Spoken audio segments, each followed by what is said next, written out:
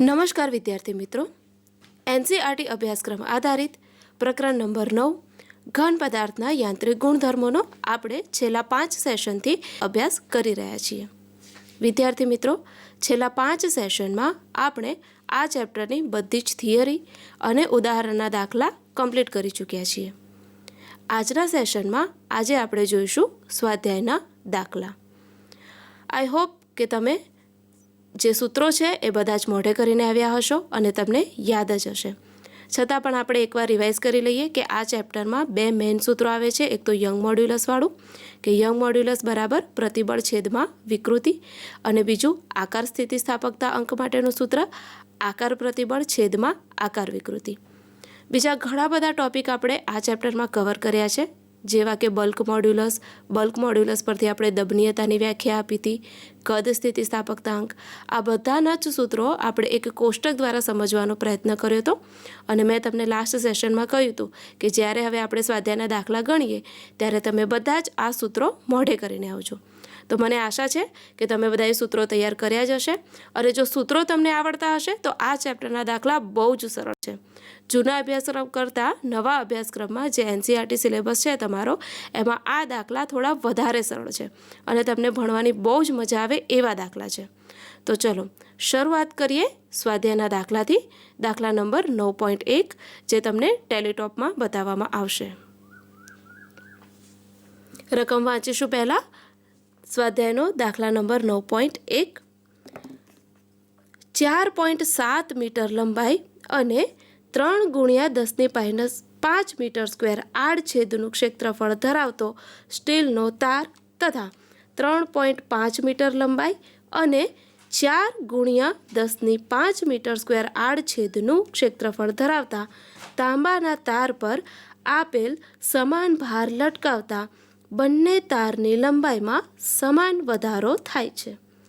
તો સ્ટીલ અને તાંબાના યંગ મોડ્યુલસનો ગુણોત્તર શું હશે? વિદ્યાર્થી મિત્રો, અહીં તમને 2 તાર આપેલા છે. એક તમને આપેલો છે સ્ટીલનો તાર અને બીજો તમને આપેલો છે તાંબાનો તાર. બંને માટે તમને લંબાઈ આપેલી છે અને આડછેદનું ક્ષેત્રફળ આપેલું છે. તમને એવું પણ કહીને આપેલું છે કે બંને ઉપર આપણે જે વજન લટકાવીએ છીએ એ સમાન લટકાવીએ છીએ, અને આ વજન લટકાવવાથી એમની લંબાઈમાં જે વધારો થાય છે એ પણ તમને લખીને આપેલું છે કે સમાન વધારો થાય છે. તો આપણે ખાલી શોધવાનું છે યંગ મોડ્યુલસ. તો આપણી પાસે યંગ મોડ્યુલસનું તો સૂત્ર છે જ કે યંગ મોડ્યુલસ y બરાબર પ્રતિબળ છેદમાં વિકૃતિ. પ્રતિબળ આપણે આવશે F/A અને વિકૃતિ આપણે થઈ જશે Δl/L, જે આપણને બધાને ખ્યાલ જ છે એના સૂત્રો. તો ચલો શરૂઆત કરીએ આપણે દાખલા ગણવાની. શરૂઆત કરીએ છીએ આપણે જે વસ્તુ પહેલાં આપણને આપી દીધેલી હોય, જે વસ્તુ ગીવન હોય ત્યાંથી આપણે શરૂઆત કરીએ છીએ. તો સૌથી પહેલાં તમને આપેલી છે અહીંયા 2 તાર. તો આપણે અહીંયા લખી લઈએ કે એક સ્ટીલનો તાર અને બીજો તમને આપેલો છે તાંબાનો તાર. તો બંને વસ્તુને આપણે લખી લઈએ અહીંયા, સ્ટીલનો તાર અને તાંબાનો તાર. જે વસ્તુ આપેલી છે ગીવન છે એ આપણે લખી લઈએ. લંબાઈ કેટલી આપેલી છે સ્ટીલના તાર માટેની લંબાઈ, જેને આપણે LS લઈ લઈએ. તો LS બરાબર થઈ જશે 4.7 મીટર. એના માટેનું આડછેદનું ક્ષેત્રફળ AS તમને આપેલું છે 3 × 10⁻5 મીટરનો વર્ગ. ઓકે, આ જ વસ્તુ તાંબાના તાર માટે.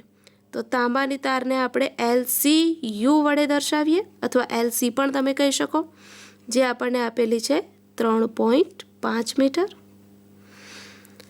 આડછેદનું ક્ષેત્રફળ ACU એ તમને આપેલ છે 4 × 10⁻5 મીટરનો વર્ગ. હવે તમને એવું કહેલું છે કે બંને તાર પર આપણે સમાન વજન લટકાવીએ છીએ. ભાર જે છે એ કેવો છે? સમાન છે. તો આપણે એવું લખી શકીએ કે જે સ્ટીલનો તાર છે એના પરનું વજન અથવા ભાર અને જે તાંબાનો તાર છે એ બંને ઇક્વલ છે. તો એના ઇક્વલ ટુ આપણે F લખી શકીએ આવી રીતે દર્શાવી શકીએ એને. ઓકે.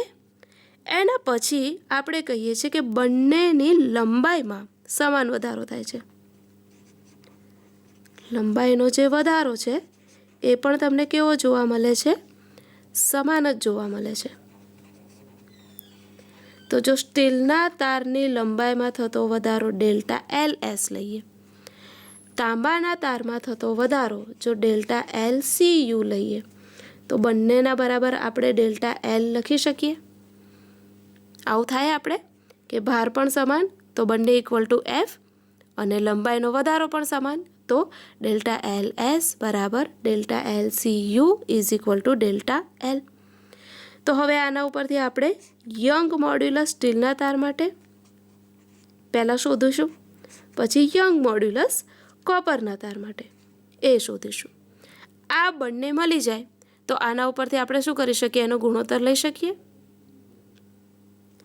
ફાવે બધાને? ચલો તો શરૂઆત કરીએ યંગ મોડ્યુલસના સૂત્રથી.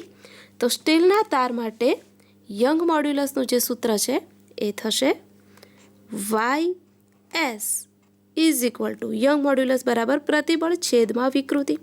તો પ્રતિબળ થઈ જશે એફ એસ છેદમાં એ એસ.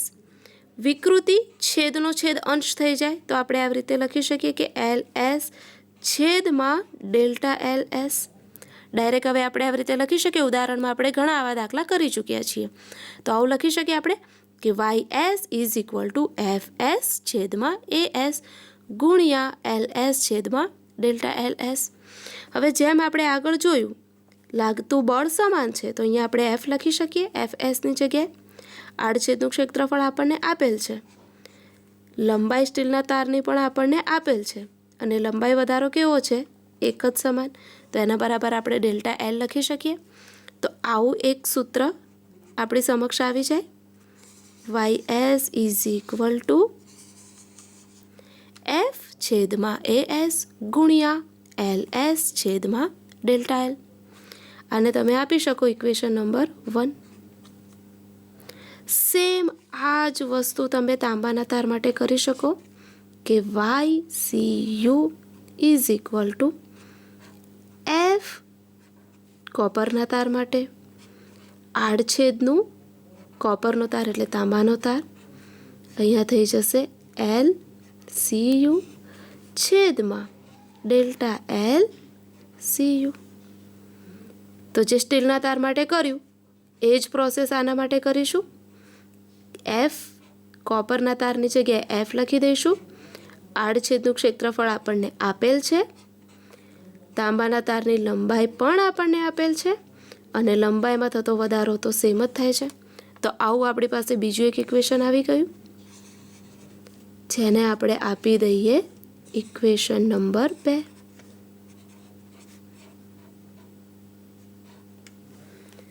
વિદ્યાર્થી મિત્રો, આપણને એવું કીધું છે કે તમારે સ્ટીલના તાર અને જે તાંબાનો તાર છે એનો તમારે શું નક્કી કરવાનો છે? ગુણોત્તર લેવાનો છે. તો આપણે શું કરવું જોઈએ? જે સમીકરણ 1 અને જે સમીકરણ 2 છે એ બંનેનો શું લઈ લેવો જોઈએ? ગુણોત્તર લઈ લેવો જોઈએ. તો જ આપણને શું મળશે? વાય એસ છેદમાં વાય સી યુ. ઓકે, તો ચલો વાય એસ છેદમાં વાય સી યુ. તો શું મળે છે તમને? સમીકરણ નંબર 1 લખી લો અહીંયા. તમે એવું પણ લખી શકો કે equation number 1 divide by equation number 2, તો પણ સાચું જ છે. અને આવી રીતે ડાયરેક્ટ લખો તો પણ સાચું છે.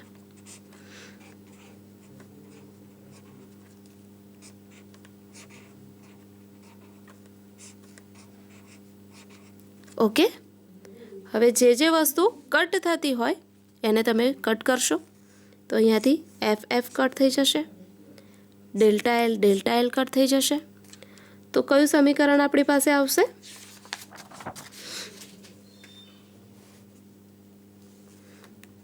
વાય એસ છેદમાં Y C U is equal to છેદનો છેદ તમારે અંશમાં થઈ જશે, એટલે જે તાંબાના તારનું ક્ષેત્રફળ છે એ ઉપર આવી જશે, અને જે સ્ટીલના આડછેદનું ક્ષેત્રફળ છે એ તમારે છેદમાં આવી જશે. લંબાઈમાં થતો વધારો તો એઝ ઇટ ઇઝ જ રહેશે. આવું એક ઇક્વેશન આપણી પાસે આવી ગયું. ઓકે, જોઈ શકો છો તમે સ્ક્રીન ઉપર. હવે આ બધાની જ કિંમત આપણી પાસે છે, આપણને આપેલી જ છે આ દરેક વસ્તુઓની કિંમતો. તો આપણે 1/1 એની કિંમત મૂકી દઈએ તો શું થઈ જશે? જે સ્ટીલના તારની લંબાઈ છે, સૌથી પહેલાં આડછેદનું ક્ષેત્રફળ છે તો એની કિંમત મૂકી દઈએ. જે કોપરના તારના આડછેદનું ક્ષેત્રફળ છે એ તમને આપેલું છે 4 × 10⁻5 છેદમાં સ્ટીલના તારનું ક્ષેત્રફળ તો 3 × 10⁻5 ગુણ્યા લંબાઈ સ્ટીલના તારની તમને આપેલી છે 4.7 મીટર અને કોપરના તારની લંબાઈ તમને આપેલી છે 3.5 મીટર. તો 10⁻5 10⁻5 શું થઈ જશે? કેન્સલ. તમે કેલ્સી લઈને રેડી રહો બધા. ગુણાકાર કરો તમે. કેટલો આવે છે? 4/3 અથવા 4.7 × 4 ભાગ્યા 3.5 × 3. કેટલો આવે છે આન્સર? બધા કેલ્સી લઈને રેડી છો ને? ઓકે, આન્સર આવે છે આપણે 1.79. ઓર તમે આને આવી રીતે પણ લખી શકો કે બંને તારનો જે ગુણોત્તર છે એ આપણને કેટલો મળે છે? 1.8 / 1. સાર્થક અંકોને આપણે ધ્યાનમાં લઈએ તો 1.79 ને આપણે 1.8 વડે પણ દર્શાવી શકીએ. ઓર ગુણોત્તર છે તો તમે આવી રીતે પણ લખી શકો કે YS/YCU = 1.8/1. આ થયો આપણો આન્સર.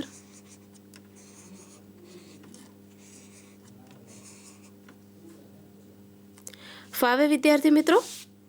એકદમ સરળ દાખલા છે અને ખાલી જો તમને સૂત્ર યાદ હોય તો તમે એના ઉપરથી ઇઝીલી એક્ઝામ્પલ કેલ્ક્યુલેટ કરી શકો છો. આ એક્ઝામ્પલ જો બધાને ક્લિયર થઈ ગયો હોય તો એના પછીના એક્ઝામ્પલની આપણે શરૂઆત કરીએ.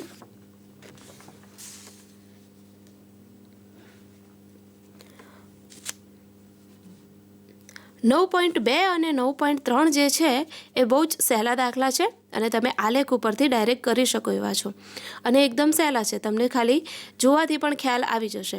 એટલે એ તમને હું હોમવર્કમાં આપું છું કે એ બંને તમે હોમવર્કમાં કરી લેજો. જો કોઈને કંઈ ક્વેરી હોય, કંઈ ડિફિકલ્ટી હોય તો જ્યારે આપણે નેક્સ્ટ સેશન આવે ત્યારે તમે મને કહેજો. આપણે એ ડિફિકલ્ટીને સોલ્વ કરવાનો પ્રયત્ન કરીશું. આપણે જોઈએ હવે સ્વાધ્યાયનો દાખલા નંબર 9.4. આ દાખલામાં તમને એવું કહેવામાં આવે છે કે નીચે આપેલા વિધાનો સાચા છે કે ખોટા એક કારણ સહિત જણાવો.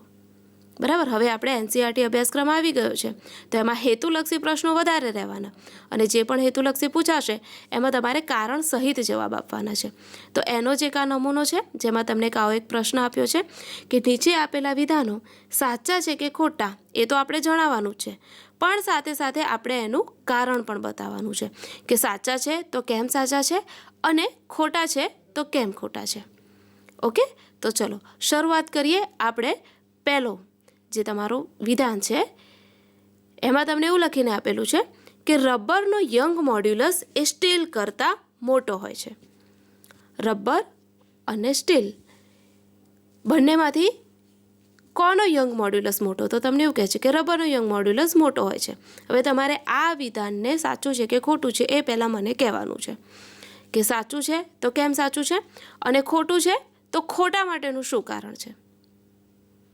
ચલો કોઈ આન્સર આપશે મને કે સાચું છે તો કેમ સાચું છે? ઓકે, આ વિધાન એ ખોટું વિધાન છે. ઓકે, રબરનો યંગ મોડ્યુલસ એ સ્ટીલ કરતાં મોટો હોતો નથી. તો હવે આપણે એના કારણની ચર્ચા કરીએ કે કેમ રબરનો જે યંગ મોડ્યુલસ છે એ સ્ટીલ કરતાં વધારે નથી હોતો. તો વિદ્યાર્થી મિત્રો, આપણને બધાને ખબર છે કે યંગ મોડ્યુલસનું સૂત્ર શું છે. જ્યારે આપણે 9.1 ઉદાહરણ ભણ્યા, જે દાખલો ભણ્યા સ્વાધ્યાયનો, એમાં પણ આપણે આ ચર્ચા કરી કે યંગ મોડ્યુલસ બરાબર થાય છે પ્રતિબળ છેદમાં વિકૃતિ. હવે જ્યારે આપણે ચેપ્ટરની શરૂઆત કરી ત્યારે જ આપણે આ વિષય પર ચર્ચા કરી હતી કે રબર એ સૌથી વધારે ઇલાસ્ટિક પદાર્થ છે, સૌથી વધારે સ્થિતિસ્થાપકતા રબરમાં રહેલી હોય છે, કારણ કે તમે એને ગમે તેટલો ખેંચો, એનામાં ગમે તેટલી તમે વિકૃતિ ઉત્પન્ન કરો, એ ફરી પાછો પોતાનો મૂળ આકાર ધારણ કરી લેતો હોય છે. એટલે એક વસ્તુ તો આપણા મગજમાં ક્લિયર છે કે રબરમાં આપણે સૌથી વધારે વિકૃતિ પેદા કરી શકીએ છીએ. ઓકે, તો હવે પ્રતિબળ અને વિકૃતિ એ તો બંને કેવા છે, એકબીજાના વ્યસ્ત પ્રમાણમાં. તો જો વિકૃતિ વધારે હોય તો ઓબ્વિયસલી યંગ મોડ્યુલસ કેવો થવાનો? ઓછો થવાનો. બીજી બાજુ જ્યારે આપણે સ્ટીલનો સળિયો લઈએ છીએ ત્યારે સ્ટીલના સળિયામાં શું થાય છે, આપણે જ્યારે વિકૃતિ પેદા કરવી હોય છે ત્યારે શું કરવું પડે છે? બહુ જ મોટું પ્રતિબળ આપવું પડે છે. અને પ્રતિબળ જેટલું મોટું એટલું યંગ મોડ્યુલસ કેવો હોય? વધારે જ હોવાનો. કારણ યંગ મોડ્યુલસ અને પ્રતિબળ એ એકબીજાના કેવા પ્રમાણમાં છે? તો કે સમપ્રમાણમાં છે. વિકૃતિ વ્યસ્ત પ્રમાણમાં છે અને જે પ્રતિબળ છે એ કેવા છે? સમપ્રમાણમાં. તો રબર માટે જ્યારે આપણે પ્રતિબળ બહુ નથી લગાડવું પડતું, તમે સહેજ જો રબરને ખેંચો ને તો પણ એમાં બહુ જ મોટી વિકૃતિ ઉત્પન્ન થઈ જાય છે. ધારો કે તમે જો 10 ન્યૂટનનું બળ રબર ઉપર લગાડો અને 10 ન્યૂટનનું બળ જો તમે સ્ટીલના સળિયા ઉપર લગાડો તો ઓબ્વિયસ છે કે રબરમાં વિકૃતિ વધારે પેદા થશે. અને જો એટલી જ વિકૃતિ તમારે સ્ટીલના સળિયામાં લાવવી હોય ને તો તમારે બહુ જ મોટું પ્રતિબળ આપવું પડે. અને યંગ મોડ્યુલસ અને પ્રતિબળ એકબીજાના સમપ્રમાણમાં છે. તો તમે કહી શકો કે સ્ટીલનું જે યંગ મોડ્યુલસ છે એ સૌથી વધારે હોય છે. બરાબર. જ્યારે આપણે કોષ્ટક જોયું હતું ત્યારે એમાં પણ જોયું હતું કે સ્ટીલનો યંગ મોડ્યુલસ તમને 2 × 10⁻11 પાસ્કલ જેટલો જોવા મળતો હોય છે. તો આ કારણ તમે તમારા શબ્દોમાં પણ લખી શકો.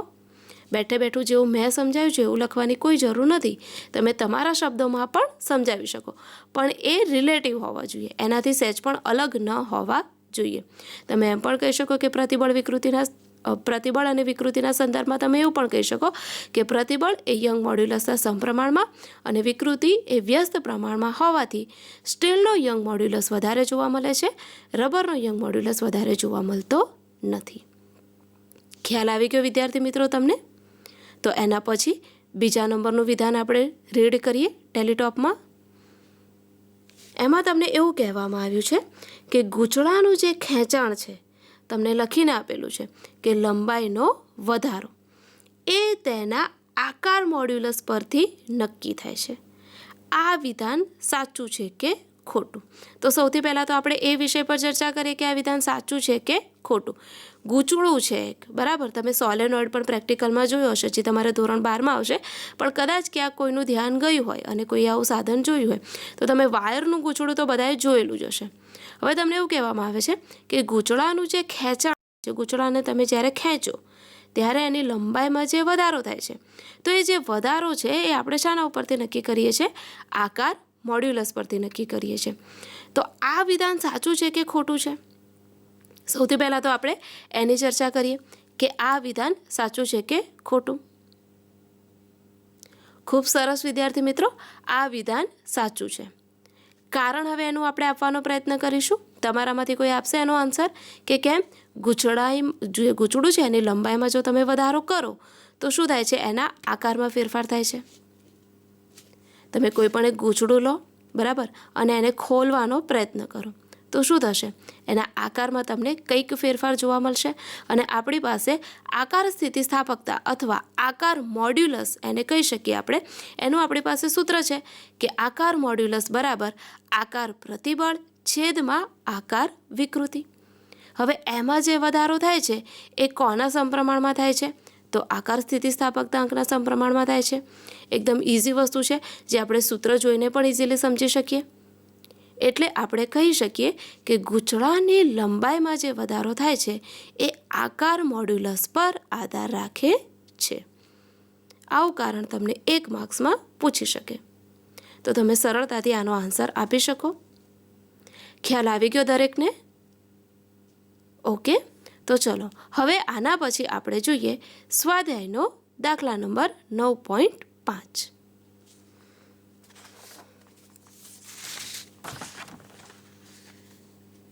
રકમ વાંચીશું દરેક જણ પહેલાં. પરીક્ષામાં પણ વિદ્યાર્થી મિત્રો તમારે ઓલવેઝ રકમ ઉપર વધારે ધ્યાન આપવાનું કે તમને કઈ કઈ વસ્તુ આપેલી છે. જે વસ્તુ આપેલી હોય ને એના ઉપરથી આપણે સૂત્ર નક્કી કરવાનું. કે કઈ કઈ વસ્તુ, કારણ કે આપણી પાસે 3 થી 4 સૂત્રો છે. તો હવે કયું સૂત્ર વાપરવું એ આપણને ક્યાંથી ખબર પડે? તો કે દાખલામાં જે કિંમત આપેલી હોય ને એના ઉપરથી આપણને અંદાજ આવે કે આપણે કયું સૂત્ર વાપરવાનું છે. તો આ દાખલો આપણે જોઈએ કે આની અંદર આપણને કઈ કઈ વસ્તુ આપેલી છે. સૌથી પહેલાં એનું આપણે લિસ્ટ બનાવી દઈએ. સૌથી પહેલાં તમને આપેલ છે 0.25 સેન્ટીમીટર વ્યાસ ધરાવતા 2 તાર પૈકી એક સ્ટીલનો અને બીજો પિત્તળનો બનેલો છે. આકૃતિ મુજબ તેમને ભારિત કરેલા છે. ભારવિહીન અવસ્થામાં સ્ટીલના તારની લંબાઈ 1.5 મીટર અને પિત્તળના તારની લંબાઈ 1.0 મીટર છે. સ્ટીલ અને પિત્તળના તારમાં લંબાઈમાં થતા વધારાની ગણતરી કરો.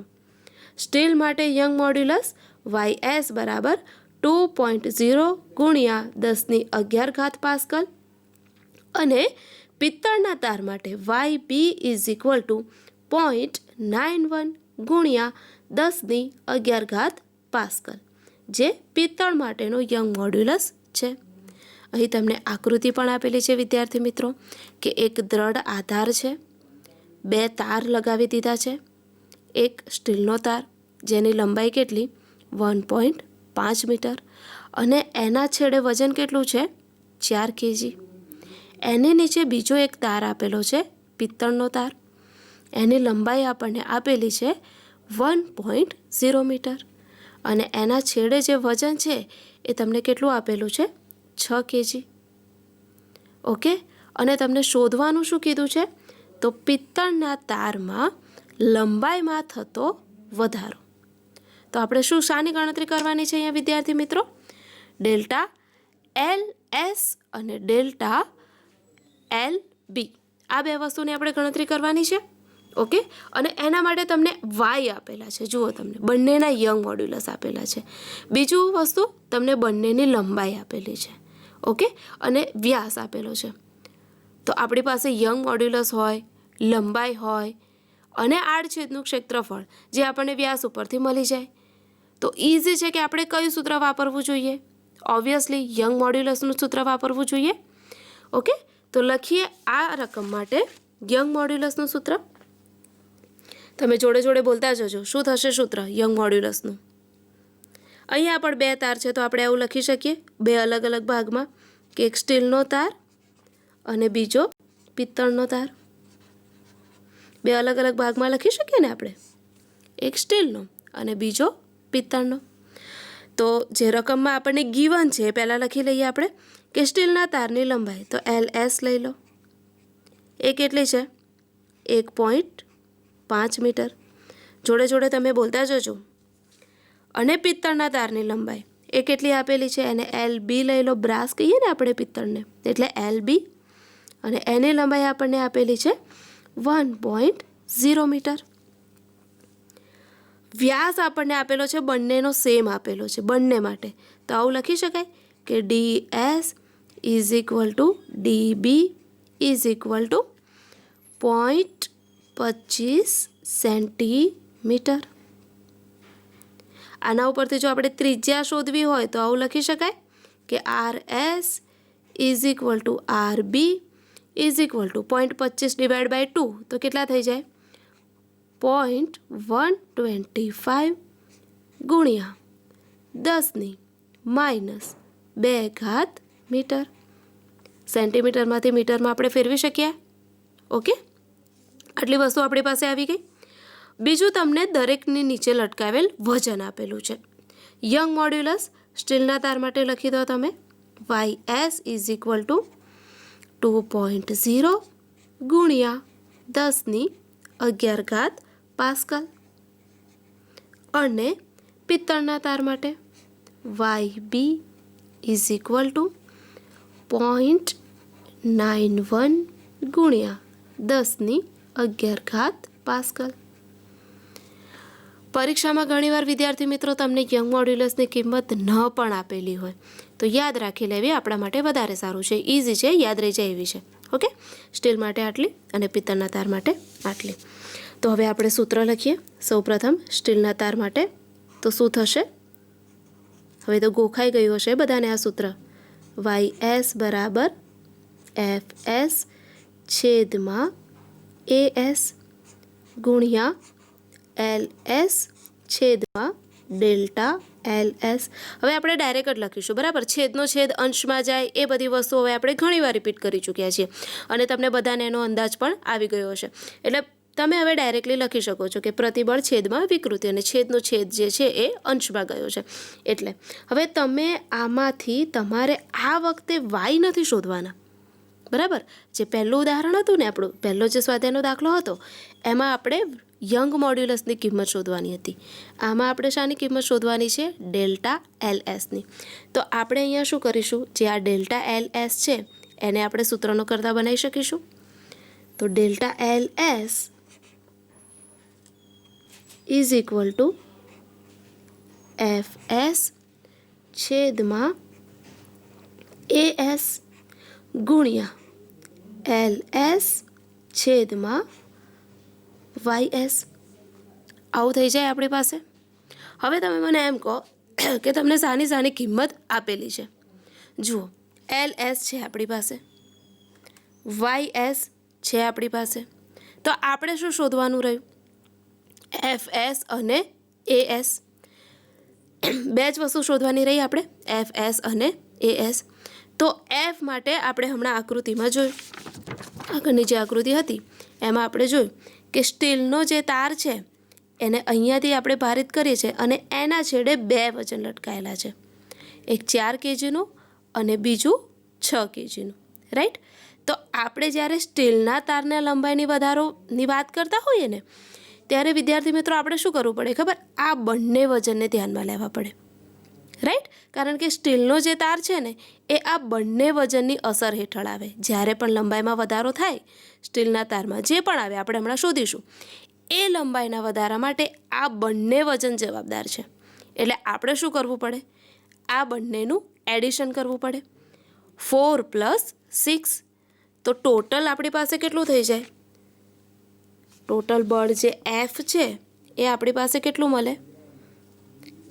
F is equal two FS તમે લખી લો સ્ટીલના તાર માટે. 6 + 4 ઇઝ ઇક્વલ ટુ 10 kg. હવે જો આપણે આને ન્યૂટનમાં ફેરવવું હોય તો શું કરવું પડે? એને G વડે મલ્ટીપ્લાય કરવા પડે, ગુણાકાર કરવો પડે આપણો એનો. તો અહીંયા કેટલા થઈ જાય? FS બરાબર 9.8 ગુણ્યા 10. તો FS આપણને કેટલા મળ્યા? 98 ન્યૂટન.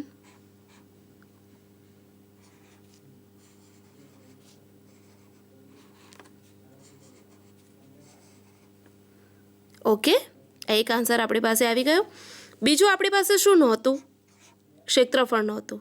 તો AS બરાબર તમે આવું લખી શકો, પાઈ RSનો વર્ગ. તારના આડછેદનું ક્ષેત્રફળ AS બરાબર કેટલા થઈ જાય? પાઈ RSનો વર્ગ. અને RS તો આપણને આપેલા છે, પાઈ તો અચળાંક છે 3.14. તો ઇન શોર્ટ આપણને બધી કિંમતો મળી ગઈ. તો હવે આપણે ડાયરેક્ટ સૂત્રમાં કિંમત મૂકી શકીએ. Fની કિંમત, Aની કિંમત, L અને Yની કિંમત તો હતી જ આપણી પાસે. તો સ્ટીલના તારની લંબાઈમાં થતો વધારો ડેલ્ટા LS FS છેદમાં AS ગુણ્યા LS છેદમાં YS.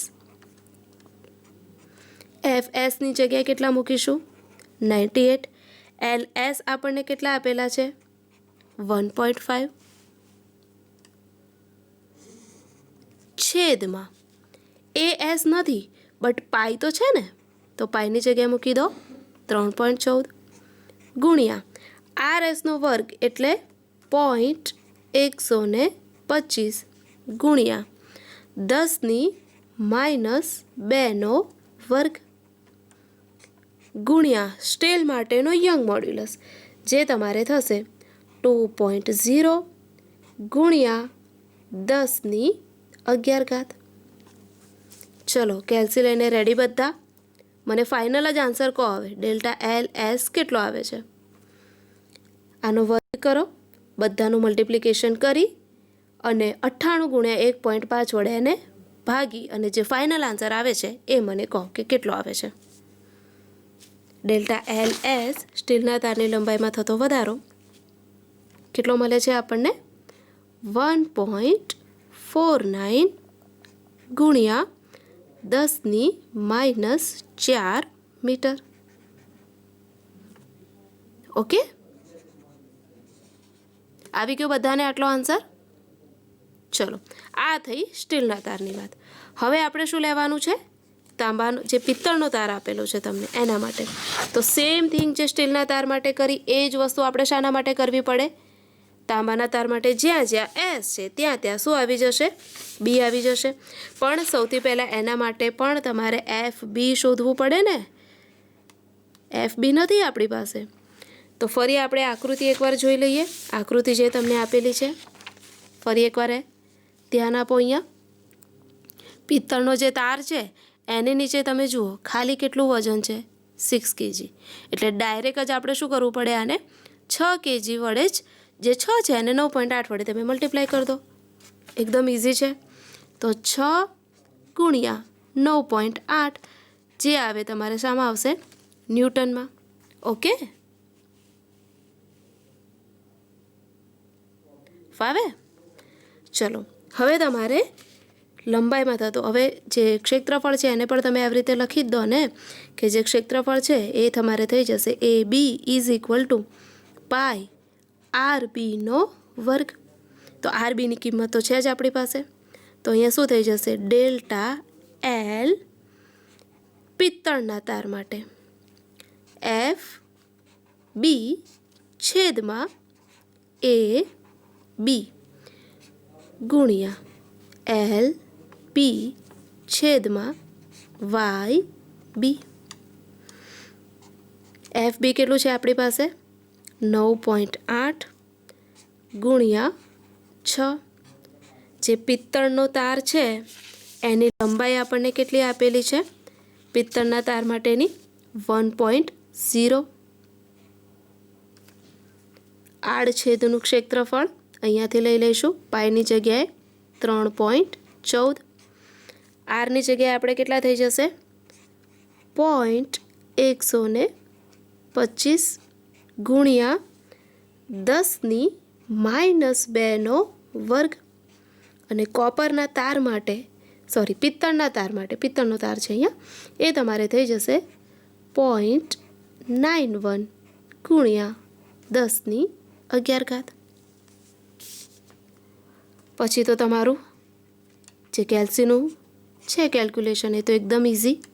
ચલો ફટાફટ હવે આન્સર આવી જવા જોઈએ કે ડેલ્ટા એલ બી પિત્તળના તારની લંબાઈમાં થતો વધારો કેટલો મળે છે? 1.3 ગુણ્યા 10⁻⁴ મીટર. આ છે આપણો ફાઇનલ આન્સર. જોયું વિદ્યાર્થી મિત્રો, કેટલા સરળ દાખલા છે આ બધા જ, અને તમે એને ખાલી કિંમત મૂકીને સોલ્વ કરી શકો છો. ખ્યાલ આવી ગયો બધાને? તમે જે પણ જોયા 9.1 અને 9.5 અને 9.4 તો આપણે ખાલી ખરા ખોટામાં હતું. આ બંને દાખલામાં તમે જોયું, બંનેમાં આપણે એક જ સૂત્રનો ઉપયોગ કર્યો. કયા? યંગ મોડ્યુલસના સૂત્રનો. ખાલી એકમાં શું હતું કે તમારે યંગ મોડ્યુલસની કિંમત શોધવાની હતી. બીજામાં શું હતું કે યંગ મોડ્યુલસની કિંમત આપેલી હતી અને તમારે શું શોધવાનું હતું? લંબાઈમાં થતો વધારો. આ જ દાખલો તમને પરીક્ષામાં પૂછે અને તમને એવું કહે કે આડછેદનું ક્ષેત્રફળ શોધો. તો આપણે જે લંબાઈનું જે વધારો થયો એને જે સૂત્રનો કરતા બનાવ્યો એની જગ્યાએ આપણે શું કરવાનું? ખાલી એને ઉપર લઈ જવાનું અને વાય તો એઝ ઇટ ઇઝ નીચે જવાનું. બસ આવા નાના મોટા ફેરફાર કરતા હોય છે જેને આપણે કહીએ કે ભાઈ પેપરમાં થોડું ટ્વિસ્ટ થયું એમ. બાકી કંઈ જ ટ્વિસ્ટ થતું હોતું નથી. એકદમ ઇઝી રીતે જ આ લોકો પૂછે છે અને ફિઝિક્સનું પેપર તો મોસ્ટલી તમને ઇઝી જ પૂછે છે. ઓકે, અને એમાં માત્ર આવી રીતે રકમના ફેરફાર હોય જે તમને લંબાઈને આડછેદનું ક્ષેત્રફળને જે આપેલું છે એમાં થોડોક ફેરફાર કરેલો હોય. સૂત્ર તો તમારું એઝ ઇટ ઇઝ જ રહે.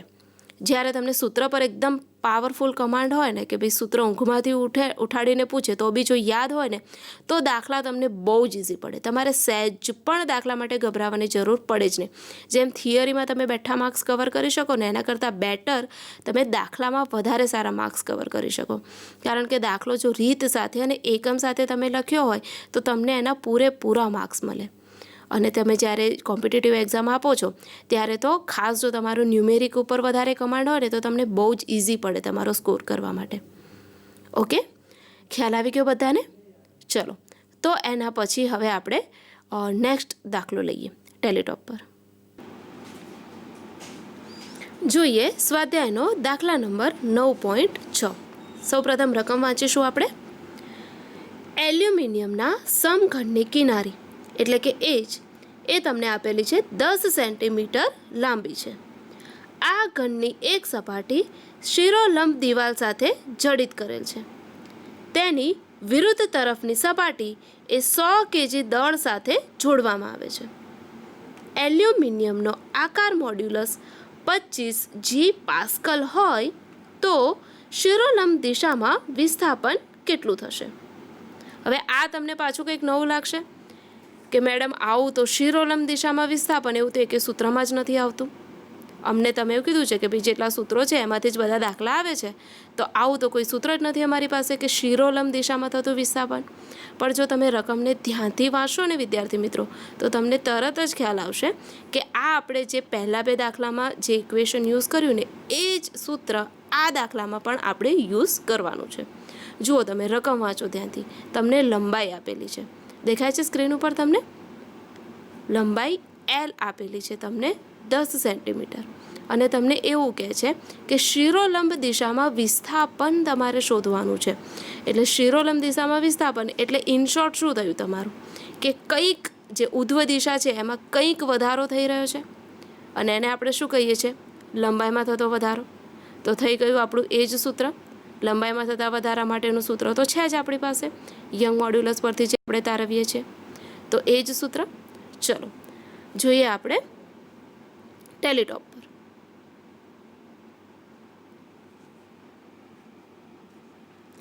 જે વસ્તુ આપેલી છે એ પહેલાં આપણે લખી દઈએ કે કઈ કઈ કિંમત આપણને આપેલી છે, કારણ કે એના ઉપરથી આપણે તરત ખ્યાલ આવી છે કે કયું સૂત્ર છે.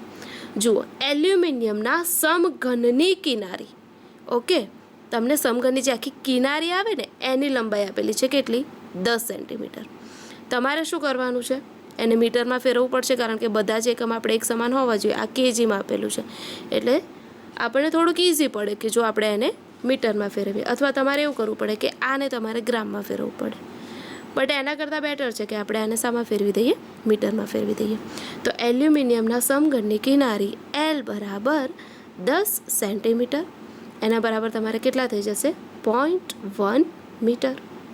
ઓકે, હવે દળ જે છે તેની સાથે જોડેલ દળ એની કિંમત આપણને આપેલી છે 100 kg. આકાર મોડ્યુલસની કિંમત તમને આપેલી છે 25 G પાસ્કલ. જીની જગ્યાએ આપણે કેટલા મૂકી શકીએ? 10⁹ પાસ્કલ. ઓકે, શિરોલંબ દિશામાં વિસ્થાપન એટલે મેં જેમ તમને પહેલાં સમજાવ્યું, શોધવાનું શું છે આપણે? લંબાઈમાં થતો વધારો. આકાર મોડ્યુલસનું સૂત્ર યાદ છે ને બધાને? સિમ્પલ જ છે. આ જો યાદ હોય ને કે આકાર મોડ્યુલસ આપણને આપેલો છે, લંબાઈ આપેલી છે, તો આપણે શું શોધવાનું હોય? ડેલ્ટા L શોધવાનું હોય. તો ડેલ્ટા L માટે આપણે શું થઈ જશે? આકાર મોડ્યુલસનું સૂત્ર. તો આકાર મોડ્યુલસ G બરાબર આકાર પ્રતિબળ છેદમાં આકાર વિકૃતિ. યાદ છે ને બધાને સૂત્ર? ઓકે, તો G બરાબર પ્રતિબળનું સૂત્ર છે આડછેદનું ક્ષેત્રફળ અને એમાં થતો મીન્સ એમાં જે પુનઃસ્થાપક બળ લાગે છે એ એની વ્યાખ્યા એ પ્રમાણે થાય અને સૂત્ર શું થશે? F/A. અને આકાર વિકૃતિ તમારે થશે ડેલ્ટા L/L. હવે આપણે ડેલ્ટા L શોધવું છે તો એને સૂત્રનો કરતાં બનાવવો પડે. તો ડેલ્ટા L બરાબર F અને આ G ક્યાં આવી જશે? છેદમાં. તો A × G. જેમ અગાઉના દાખલામાં આપણે કર્યું એવી જ રીતે આપણે બળ જે છે એની કિંમત આવી રીતે લઈશું, એફ બરાબર એમ ગુણ્યા જી, એને ન્યૂટનમાં ફેરવી દઈશું. એમ આપણને 100 kg આપેલા છે, જેની કિંમત ન આપેલી હોય તો આપણે 9.8 જ લઈએ છીએ. જો સ્પેસિફાઈ કરીને આપેલું હોય કે 10 લો તો આપણે 10 લેવી પડે, બટ અહીંયા આપણને કંઈ એવું સ્પેસિફાઈ કર્યું નથી. તો આપણે જી બરાબર કેટલા લઈશું? 9.8. તો શું મળે તમને? એફ બરાબર 980 ન્યૂટન. આડછેદનું ક્ષેત્રફળ એ પણ આપણી પાસે નથી, તો એ આપણે એ = πr² કરીને નહીં શોધી શકીએ, કારણ કે અહીંયા આપણને એક સમઘન આપેલો છે. ઓકે, તો સમઘન માટે તમને ખબર છે કે સમઘનનું ક્ષેત્રફળ લંબાઈ ગુણ્યા લંબાઈ, અને લંબાઈ આપણે કેટલી આપેલી છે? 0.1 ગુણ્યા 0.1. તો આ કેટલું થઈ જશે તમારે? 0.01 મીટરનો વર્ગ. તો ડેલ્ટા એલ બરાબર 980 ગુણ્યા એલ લંબાઈ કેટલી આપેલી છે આપણને? 0.1.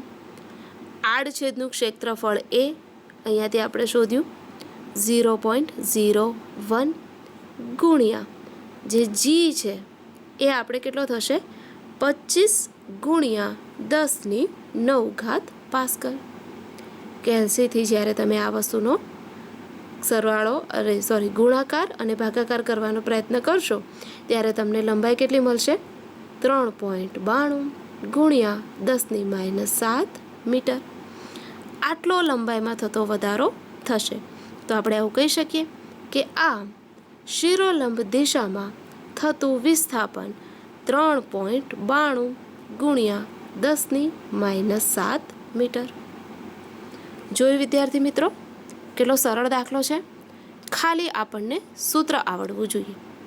ખ્યાલ આવી ગયો બધાને? કોઈને કોઈ ડાઉટ છે? ઓકે, ચલો તો હવે એના પછી નેક્સ્ટ દાખલો જોઈએ આપણે. સ્વાધ્યાયનો દાખલા નંબર 9.7 ટેલીટોપ પર. રકમ વાંચીશું સૌ પ્રથમ એની. રકમ ઓલવેઝ 2 વાર વાંચવાનો પ્રયત્ન કરવાનો, બરાબર? રકમને તમારે ધ્યાનથી વાંચવાની અને 2 વાર વાંચવાની. પહેલી વાર વાંચવામાં તમારે શું કરવાનું કે કઈ કઈ વસ્તુ આપેલી છે એ ધ્યાનથી જોઈ લેવાની. ઓકે, અને બીજી વાર વાંચવાનો ફાયદો શું કે તમારે એ જોઈ લેવાનું કે દરેકના એકમ સરખા આપેલા છે કે નહીં, બરાબર? દરેક એ MKSમાં હોવા જોઈએ અને દરેક એ CGSમાં જ હોવા જોઈએ. ઓકે, ચલો. નરમ સ્ટીલમાંથી બનાવેલા 4 પોલા અને સમાન નળાકાર વડે 50,000 kg દળવાળા મોટા સ્ટ્રક્ચરને આધાર આપવામાં આવ્યો છે. દરેક નળાકારની અંદર અને બહારની ત્રિજ્યાઓ અનુક્રમે 30 સેન્ટીમીટર અને 60 સેન્ટીમીટર છે. ભાર વહેંચણી સમાન રીતે થાય છે તેમ ધારીને દરેક નળાકારમાં દાબીય વિકૃતિની ગણતરી કરો. આ એક વિકૃતિવાળો દાખલો તમારી પાસે આવ્યો. ઓકે, દાબીય વિકૃતિ તમારે શોધવાની છે અને એના માટે તમને દળ આપેલું છે અને 2 અલગ અલગ મીન્સ નળાકાર એક જ છે પણ એની ત્રિજ્યાઓ અલગ અલગ છે. ઓકે, નળાકાર આપણે સ્ટીલમાંથી બનાવ્યો છે અને એની ત્રિજ્યાઓ કેવી છે? અલગ અલગ છે. અંદરની જે ત્રિજ્યા છે 30 સેન્ટીમીટર આપેલી છે અને બહારની જે ત્રિજ્યા છે એ તમને 60 સેન્ટીમીટર આપેલી છે. ઓકે, આ દાખલો તમને થોડુંક આજે હોમવર્કમાં આપું છું. આઈ વિશ કે નેક્સ્ટ ટાઈમ તમે આ દાખલો સરસ રીતે તૈયાર કરીને આવશો. વિકૃતિનું સૂત્ર બધાને ખ્યાલ જ હશે અને એના ઉપરથી મને આશા છે કે તમે આ દાખલો સરસ રીતે કરીને જ આવશો. જો ન ફાવે તો જ્યારે આપણે આપણું નેક્સ્ટ સેશન લઈએ ત્યારે આ દાખલાને સોલ્વ કરવાનો પ્રયત્ન કરીશું. ઓકે વિદ્યાર્થી મિત્રો, મને આશા છે તમને આજે બહુ જ મજા આવી હશે, કારણ કે એક જ સૂત્ર અત્યાર સુધી યુઝ થયું છે તમારે, યંગ મોડ્યુલસનું સૂત્ર, અને બીજું આકાર સ્થિતિસ્થાપકતા અંક માટેનું સૂત્ર. અને તમને ખ્યાલ આવી ગયો હશે કે કેવી રીતે જો સૂત્ર આપણને યાદ હોય છે તો દાખલા કેટલા સરળ થઈ જાય છે. ઓકે, તો ચલો વિદ્યાર્થી મિત્રો, નેક્સ્ટ સેશનમાં આપણે મળીશું ત્યારે સ્વાધ્યાયના જે દાખલા બાકી છે એને આપણે સોલ્વ કરીશું અને અમુક દાખલા જે સરળ હશે એ તમને હોમવર્કમાં આપીશું.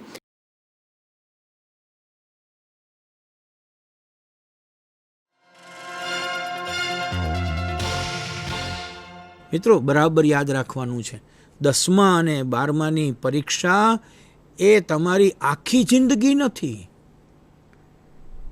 તમે માની લો એવો કે નાપાસ થયા તો તમારી જિંદગી નથી ચલી ગઈ, એક પ્રયાસ ચાલ્યો ગયો છે.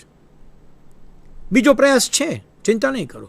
ગુજરાતના 100 મુઠ્ઠી ઊંચેરા માનવ રત્નોને હું મળ્યો અને એમનું જીવન કેમ વીત્યું એ મેં જાણ્યું ને લખ્યું છે. 100માંથી 63 વ્યક્તિત્વો એવા છે જે મુઠ્ઠી ઊંચેરા કયા છે, કે જે 63 વ્યક્તિત્વો મારા તમારી જેમ પરીક્ષામાં નાપાસ થયા હોય, ડ્રોપ આઉટ થઈ ગયા હોય, સ્કૂલ છોડી દીધી હોય. નારાયણભાઈ દેસાઈ જે મહાત્મા ગાંધીના ખોળામાં બેસીને ભણ્યા, એ એક દિવસ સ્કૂલે ગયા છે, બાકી ગયા જ નથી. અને નારાયણભાઈ એ જ્યારે દેહ છોડ્યો ત્યારે 1920માં સ્થપાયેલી ગુજરાત વિદ્યાપીઠના ચાન્સેલર હતા.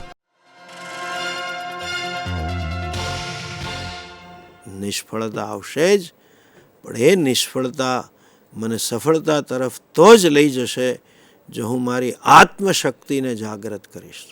ન આત્માનમ અવસાદે, ક્યારેય પોતાની જાતને નીચી ન ગણો, ક્યારેય પોતાની જાતને હલકી ન ગણો, ક્યારેય પોતાની જાતને અસમર્થ ન ગણો. ભગવાને ન મપાય એટલું સામર્થ્ય મારામાં મૂક્યું છે. ભલે નિષ્ફળતા આવે પણ ઊભો થઈને કે ઊભી થઈને ધ્યેય પ્રાપ્ત કરીશ જ. ટકા આવવા કે ના આવવા, સારું એડમિશન મળવું કે ન મળવું, એ જીવનનો એક પડાવ માત્ર છે. જિંદગીમાં ઘણું બધું કરવાનું છે. તમારામાં જે શક્તિ છે એનો વિનિયોગ કરો, બહાર લાવો.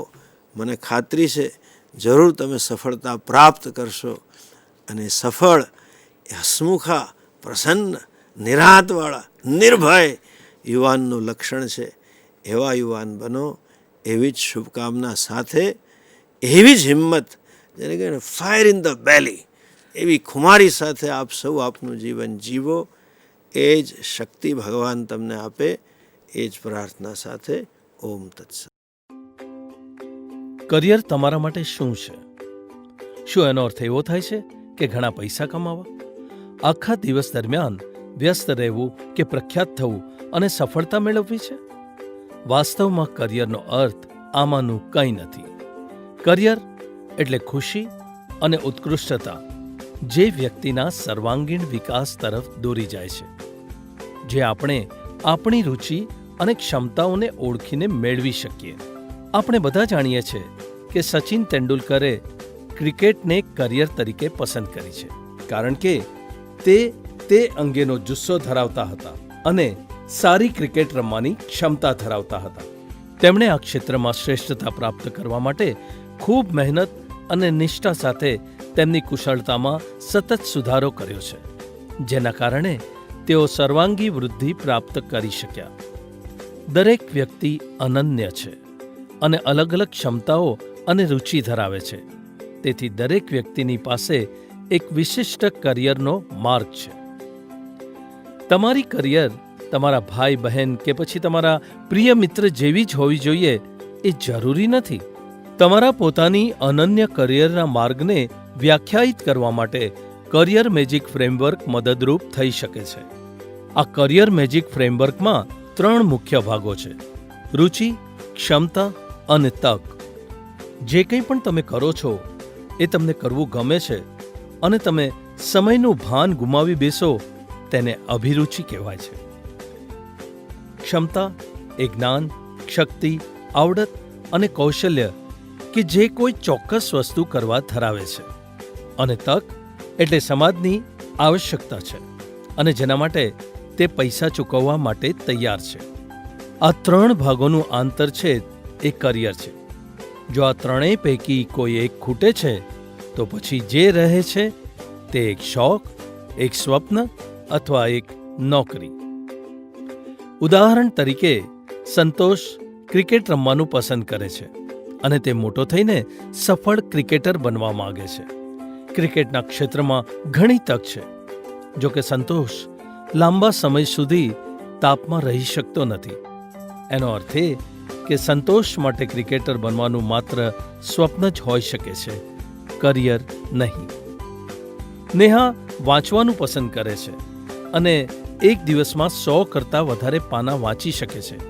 જો કે ફક્ત પુસ્તકો વાંચીને પૈસા કમાવવામાં કોઈ સારી તક નથી.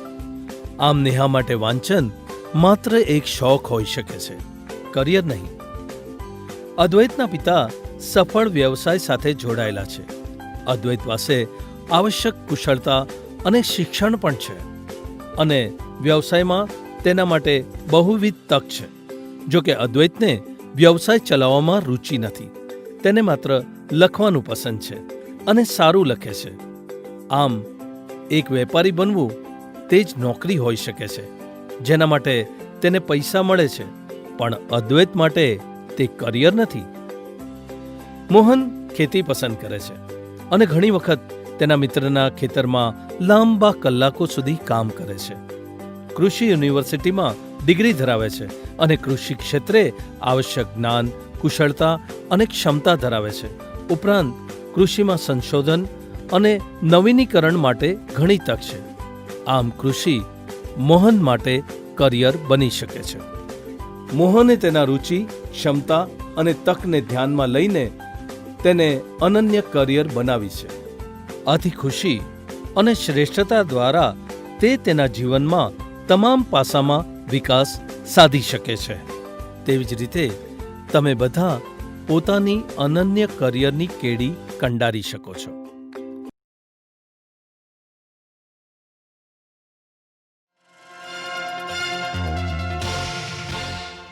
તમારું 10માની પરીક્ષા હોય, 12માની પરીક્ષા હોય, પછી આવનારી તમારા ગ્રેજ્યુએશનની પરીક્ષાઓ આવશે, અનેક પરીક્ષાઓ આવશે, તમારા ઇન્ટરવ્યૂઝ પણ લેવામાં આવશે, તમારી પાસે અનેક બાબતો પણ મૂકવામાં આવશે. અને જેટલી તમારી નિષ્ફળતાઓ છે એ તમામ નિષ્ફળતાઓ સફળતાની સીડીનું એ પહેલું પગથિયું છે. એનાથી કદી નિરાશ થશો નહીં. વિચાર કરો કે આપણે તો એક વખત નપાસ થઈએ, કે એક વખત ચૂંટણી હારી જઈએ, કે એક વખતે આપણને ઇન્ટરવ્યૂમાં કોઈ નપાસ કરી દે તો આપણે મરી જઈએ, આપઘાત કરવો છે. Don't think like that. 8 વખત ચૂંટણી હારી જનાર વ્યક્તિ જો અમેરિકાનો જો પ્રેસિડેન્ટ બની શકતો હોય ને આટલી ધીરજ હોય તો આનાથી મોટો એક્ઝામ્પલ આપણે ધૈર્ય માટે બીજો શું હોઈ શકે. આપ સૌને હું શુભેચ્છા પાઠવું છું કે સરસ રીતે પરીક્ષા આપો, નિરાંતે આપો, અને આપ સૌને મારા ઓલ ધ બેસ્ટ. ઝાઝું ટેન્શન ઊભું કર્યા વગર, ઝાઝી ઊંઘ બગાડ્યા વગર, ઝાઝા ડિસ્ટ્રેક્શન વગર જો તાકાત હોય તો આજથી પરીક્ષા પૂરી ના થાય ત્યાં સુધી ફોન માત્ર બંધ કરી દો. વોટ્સઅપ નહીં, ફોન માત્ર બંધ કરી દો. ટેલિવિઝન સામે બેસો જ નહીં. જો તાકાત હોય એના 25 દિવસ તમે આ પ્રયોગ કરો, મન એમનેમ શાંત થશે. ઓછી ઊંઘ તમારે બગાડવી પડશે અને જે તમે ભણ્યા છો એ વધુ સુદૃઢ થશે. હું એવું કહેવા માંગતો જ નથી કે દરેકના 100% આવવા જોઈએ, પણ એટલી તો તમે ઈચ્છા રાખો કે જે તમે હકદાર છો, જે તમારી શક્તિ છે ને ક્ષમતા છે એ પ્રમાણે તો આપણે માર્ક્સ લાવીએ. તમે તમારા ખુદમાં વિશ્વાસ રાખજો. જો તમને જ તમારામાં વિશ્વાસ નહીં હોય તો કોઈ ટીચર, કોઈ પરીક્ષાર્થીઓ, કોઈ મિત્રો, કોઈ વાલીઓ, ખુદ ભગવાન પણ એને મદદ કરી શકતા નથી. Believe in yourself. તમે જે ભણો છો, જે મહેનત કરો છો, એમાં આપ પોતામાં વિશ્વાસ